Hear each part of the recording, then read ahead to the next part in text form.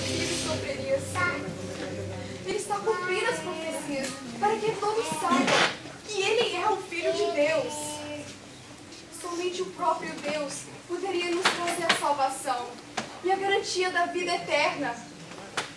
Ele morreu por nós, por cada uma de nós. Vamos até lá, vamos preparar o corpo de Jesus.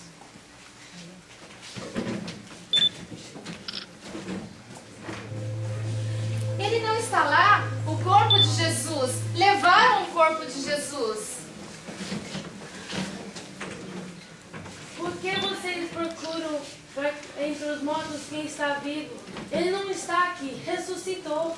Lembre-se de como ele falou quando ele estava na Galileia. O Filho do Homem deve ser entregue nas mãos dos pecadores, ser crucificado e ressuscitar ao terceiro dia. Sim, eu me recordo. Ele ressuscitou, ele ressuscitou. Vamos avisar para todos.